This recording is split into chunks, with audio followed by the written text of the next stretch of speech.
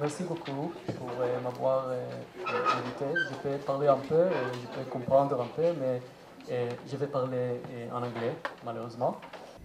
Alors, Ofer, tu es l'un des membres actifs du mouvement Boycott From Within. Est-ce que tu peux nous expliquer de quoi il s'agit? It's a movement of Israeli citizens who are opposed to Israel's policies, which are basically apartheid policies, and we support the Palestinian civil society's call for BDS from 2005. Vous militez beaucoup sur la partie boycott culturel. Peux-tu nous expliquer pourquoi cette dimension du boycott est essentielle? Yeah, the cultural boycott is important first of all because it can change the debate, it can change the political atmosphere in various places, including France. People will start discussing the political situation in Israel, even if a single cancellation by an artist doesn't really cost Israel a lot of money. It has a strong political effect. It changes the discourse all over the world.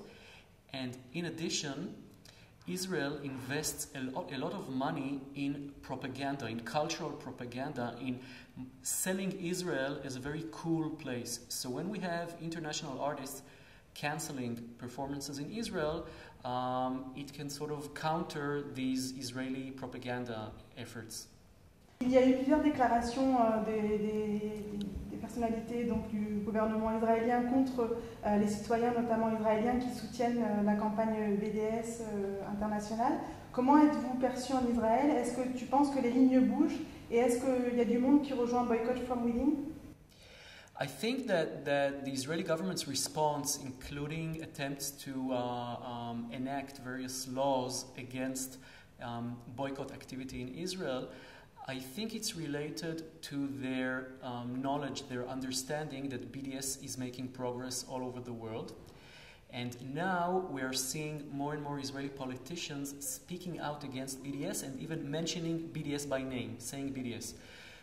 This is a positive development. If they're trying to speak out against us and if they're trying to silence us through various laws, I think it's positive.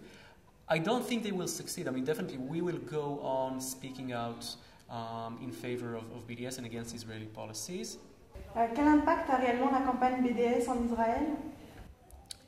We know for a fact that some Israeli businessmen have been losing money as a result of the boycott.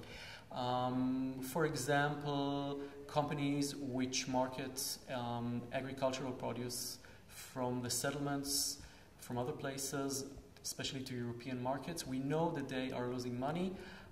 From time to time, we see interviews with various Israeli businessmen who say something about the effect of BDS.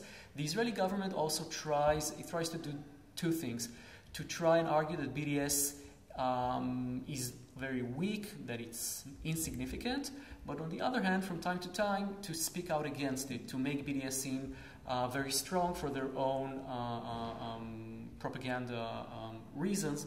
So they're trying something which is kind of strange here. So I think we're seeing BDS progress all the time, especially this week with recent statements from European governments, warnings against doing business with Israeli settlements. That's a good start, and we expect more from these governments. Avez-vous un message à donner pour les citoyens français engagés? Yeah, I mean, that's very important. First of all, it's very, very encouraging. I remember that 10 years ago, we had a meeting in Jerusalem with French activists, trade union activists, and they told us at the time that boycott, the concept of boycott, is not popular in France in general, that it's something that the French people are not used to. And 10 years later, we're seeing a BDS campaign here. So that's very encouraging. It encourages me as an Israeli citizen. I'm sure it also encourages Palestinians. And I think that this is pretty much our only hope, mobilizing civil society in influential states like France against Israeli policies. Merci, Ofer. Merci. Merci beaucoup.